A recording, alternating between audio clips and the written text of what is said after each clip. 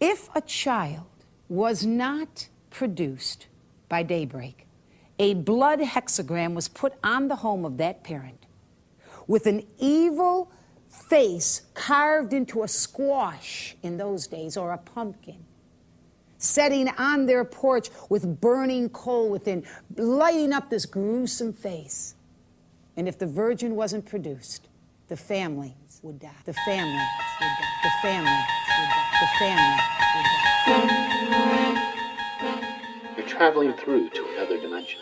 A dimension of not only paranoia and delusion, but of idiocy.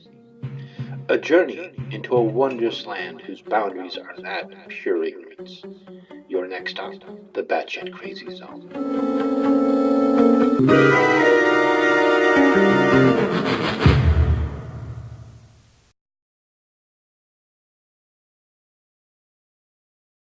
Hello my friends, this is a video that has been sitting in my to-do pile for a very long time. I figured it's this time of year, I'd get it done. This is a video by a lady named Carol Cornsnatchy, Carol Cornucopia, Carol Kettlecorn? Her name's Carol. This video is a little chopped up. I think it's from like the 70s or 80s. The bits that are a little chopped up, my apologies for that. That's not my editing. That's on their end, and I could not find a cleaner version of it. Their priests were called the Druids, or referred to as sorcerers, wise men. They dabbled in darkness and death. They were evil. It was said that they drank blood. It was known that the Druids drank blood. I'm going to be stopping this video a lot, so I apologize. Which is it? Is it that they said or that they were known? Because those are two different things. People can say that somebody does something, but if it's actually known that people do something, that's completely different. But of course, good old Carol, because she comes from the school of BS, is not going to explain herself. And were involved in human sacrifice.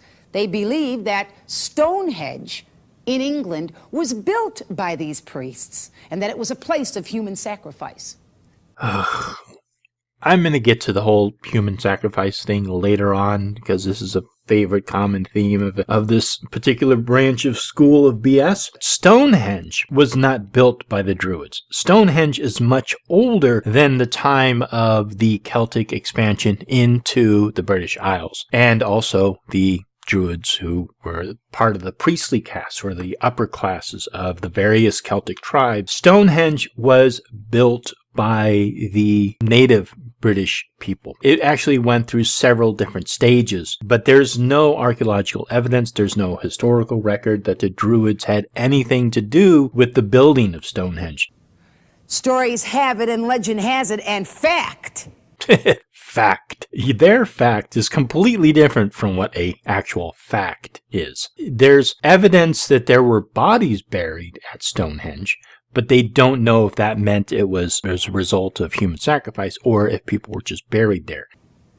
In history has it that these Druids on the eve of Samhain, October 31st, would take wicker baskets and would put humans in them and start them ablaze and burn humans, listening to them screeching and screaming as sacrifices to the god of the dead, the Grim Reaper.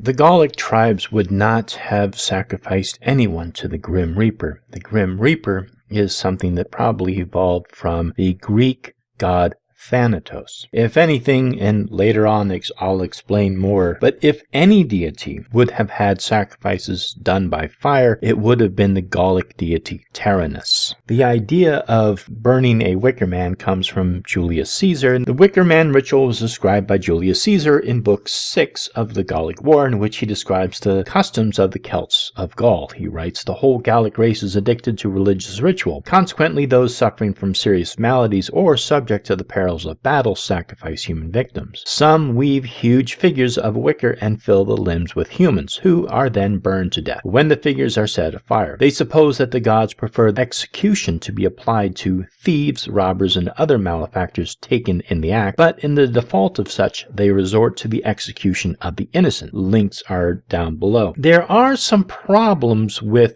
erecting a wicker structure and then placing animals and or human beings inside of it, as as outlined by an article by NIMUE Brown, who actually built a wicker man structure. Based on years of experience, the conclusion I have come to is that you could realistically get one person in the body of a wicker man if you left a hole in the stomach and then crawled in once it was up. Total cooperation would be essential. You might at a pinch get a couple of people or creatures in the legs, but they'd have to get in during the lifting and stay put for the lifting, possibly even help with it. So whether these images were built in effigy or actually filled with human beings and animals, we really don't know. All we have to go on is Julius Caesar's account, and again, the logistics of it is not very practical. These evil Druids celebrated Halloween with great excitement. Carol Cornsnatchy?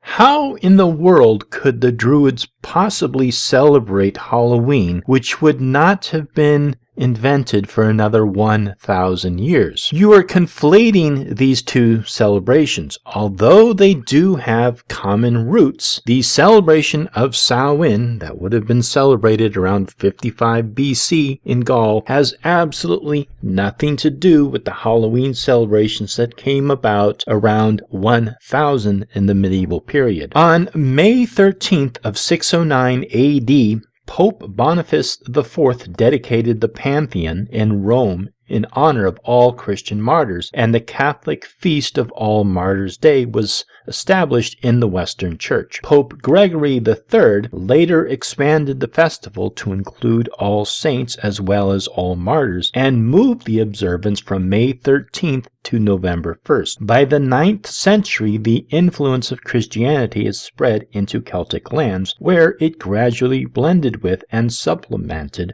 the older Celtic rites. In about 1000 AD, the Church would make November the 2nd All Souls' Day, a day to honor the dead. It is widely believed today that the Church was attempting to replace the Celtic Festival of the Dead with a related but Church-sanctioned holiday. All Souls' Day was celebrated similarly to Samhain, with big bonfires, parades, and dressing up in costumes as saints, angels, and devils. The All Saints' Day celebration was also called All Hallows or All Hallow Mass, from Middle English All Hallow Mass, meaning All Saints' Day, and the night before it, the traditional night of Samhain in the Celtic religion, began to be called All Hallows' Eve and eventually Halloween. The Druids had absolutely no concept in 55 BC of what Halloween or the eve before All Saints' Day would be later on 1,000 years. What they celebrated was Samhain, and to be quite honest, we don't really know what they celebrated because we don't have any record of it. Only thing that we can go by is the folklore that is passed down to us today.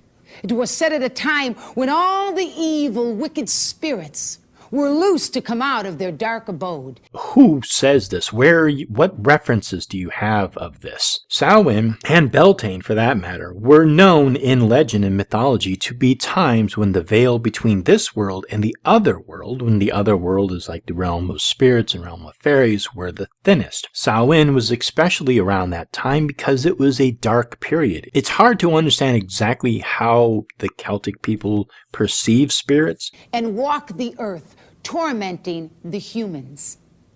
And so the Druids taught the Celts, taught them to dress up in weird, ghoulish outfits and put out little fruits and vegetables on their porches of their homes, so that these wicked, evil ghouls and fairies and spirits would not harm their home or attack their livestock.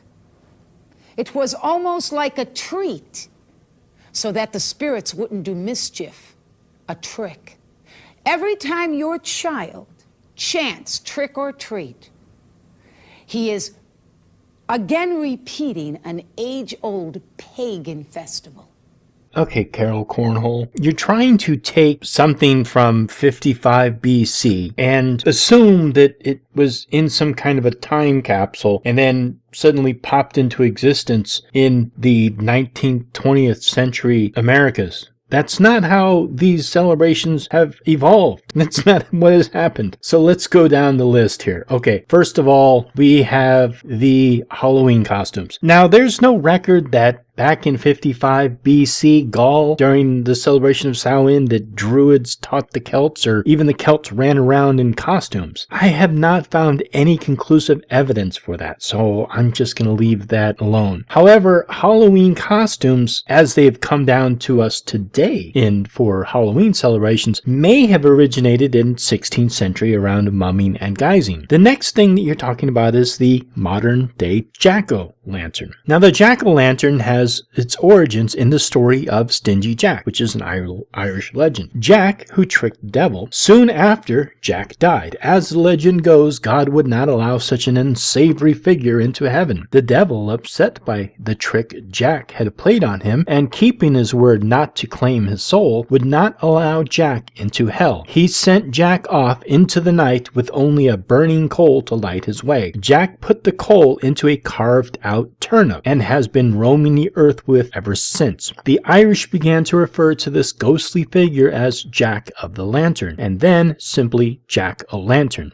Jack-o'-lanterns were carved out beets or turnips, and it probably originated somewhere around the end of the 18th or early 19th century. Pumpkins were not used until Halloween came over to America, and it was found that the pumpkin was a perfectly good substitute for turnips. As for trick-or-treating probably comes from souling. In Britain, the alms took the form not of cash for candles, but cake. Bands of soulers went from house to house, singing ancient souling rhymes, and small loaves, quick breads, or cakes were handed out to them to be eaten hot while saying a prayer for the departed. Even after the Reformation, when prayers were officially no longer thought necessary to ease the passage of the souls to heaven, the idea that the giving and receiving of food by the living somehow benefited and pleased the dead persisted. For souling continued, although the souling rhymes became straight begging songs. An old soul-caking play, in fact a mummer's play, survives in Cheshire. The songs have lasted too, but with little meaning now, because the soul cakes once baked in great batches, as described by John Aubrey, are no longer made. At least I have not been able to trace an old original recipe from still being used. The soul survivor seems to be the traditional parkin now eaten at Halloween, which is still sometimes called har cake or soul mass cake. The earliest recording of souling comes from the medieval preacher John Merck, who mentions this tradition of souling as old in a sermon from around 1380. Wherefore in olden time good men and women would this day buy bread and deal in for the souls that they loved, hoping with each loaf to get a soul out of purgatory. From Ovid's Fasti, Book 2. He is partaking in an age-old pagan festival of death. No, if anything, they're partaking in a Catholic tradition of souling. These spirits that were called up by Samhain, the god of the dead. Samhain is not a god of the dead. Samhain is the name of a season. It is the end of summer, and it goes all the way back. We have records of it in Proto-European going back to Samonios. So Samhain is the end of a season. It was the celebration of a season. It was not the name of any deity or god or goddess. And Samhain is definitely not the alternate name for the Morrigan. Would wander the earth. For a while, the people were able in Scotland and England and Europe there to appease them with their little offerings of food, their treats. But the demand got greater as the wickedness grew. And the Druids would then instruct the people that these little food treats were not enough. Now, these spirits were demanding a larger sacrifice.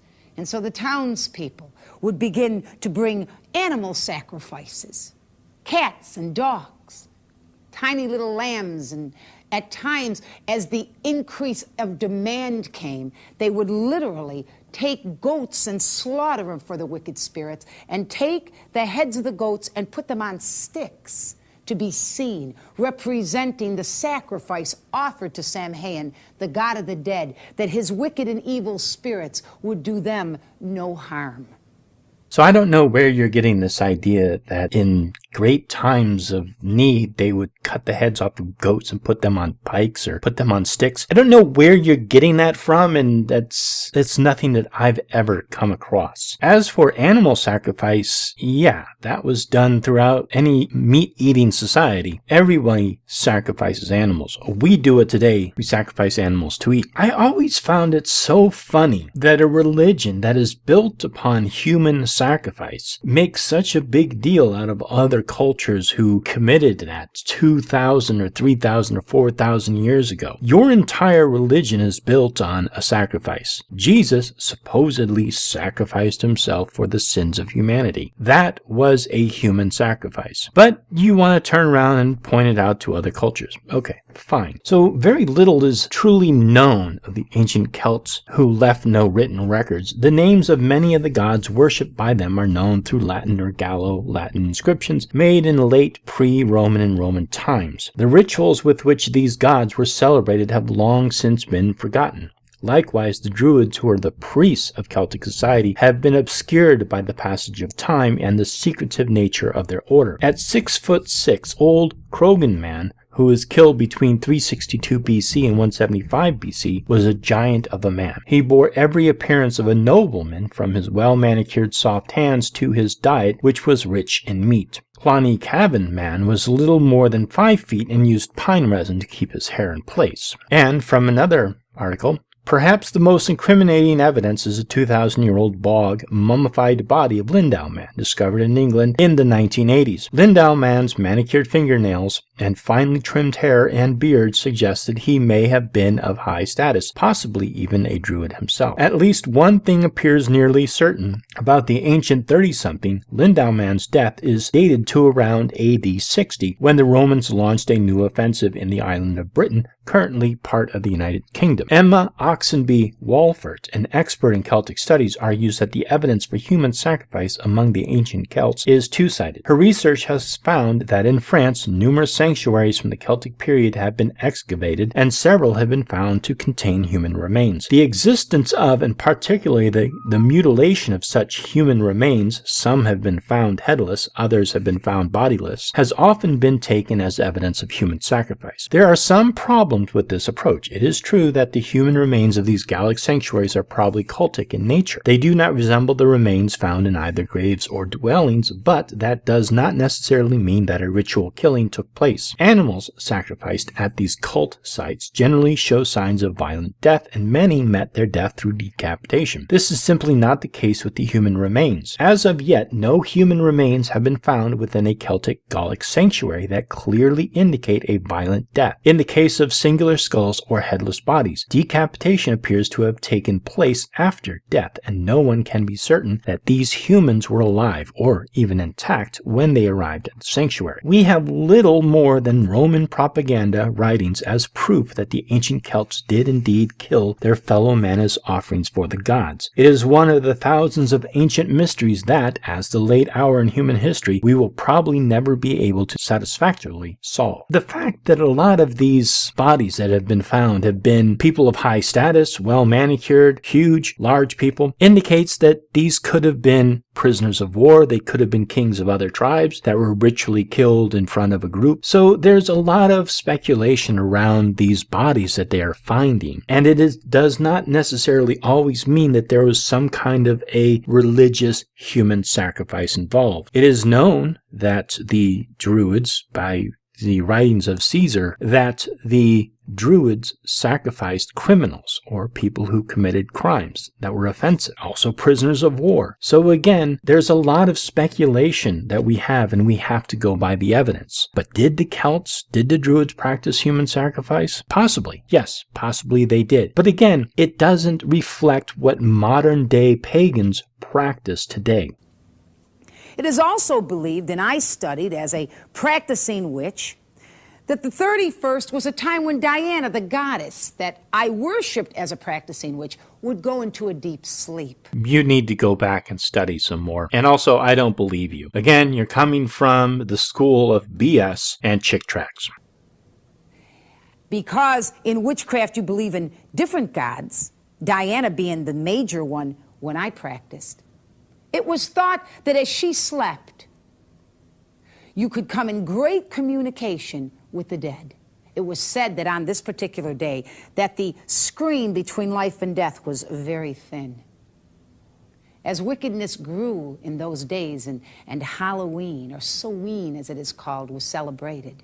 During this time, if you're still talking about the time of the Druids, because you're bouncing around a lot, if you're talking around 32 BC, there was no concept of Halloween. Again, Halloween is something that the Catholic celebration had later on. But the celebration of Samhain did have influence, and there are elements of what the ancient pagan Celtic people celebrated of Samhain with Halloween. But essentially, they are two different celebrations around the same time. The demand became greater, and now humans were demanded. The Druids would come in gruesome dressed-up outfits to entertain the wicked spirits. I don't know where she's getting this from. To partake of their evil on that evening. And they would come to the homes of these innocent villagers. And they would come up demanding a virgin as a sacrifice on the New Year celebration, October 31st. They would tell these frightened families that if you did not give us a virgin sacrifice to appease the wicked spirits, someone in your house would die. By morning, that virgin must be offered. So, all right, so let me see if I understand this correctly.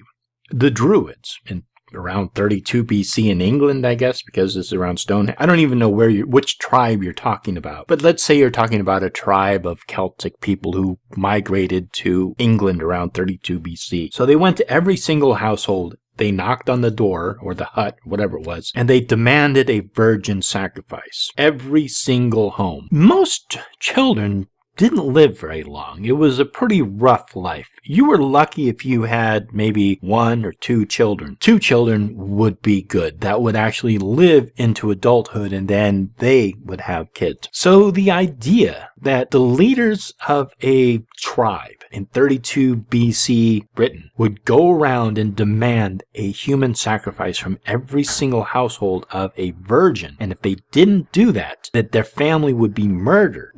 There would be some record of it. There's no record of this. There's no historical record of this. There's no legend of it. There's no mythology of it. There's nothing of it. And as surviving as a culture, no. There's no fucking way that would happen. And again, you're not going to give any kind of citation for where you got this information. The information you're getting from is probably from a chick tract. And chick tracts are not historical accurate pieces of information. And they would go off in these ghoulish outfits. If a child was not produced by daybreak, a blood hexagram was put on the home of that parent with an evil face carved into a squash in those days, or a pumpkin, setting on their porch with burning coal within, lighting up this gruesome face. And if the virgin wasn't produced, the families would die.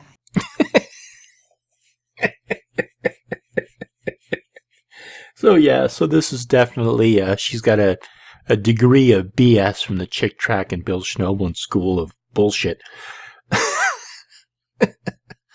Hello, my friends. As you may know, I respond, criticize, and correct a lot of misinformation and other nonsense that is directed at the witch, pagan, and cult community. Often, my videos are attacked, demonetized, or deemed not advertiser-friendly. Nearly all financial support comes from donations. If you would like to support my channel, please check out my Patreon page, as I have recently updated it. You can also make a one-time donation through PayPal. The link is below. You can also help support my channel by liking this video and sharing it on your social media.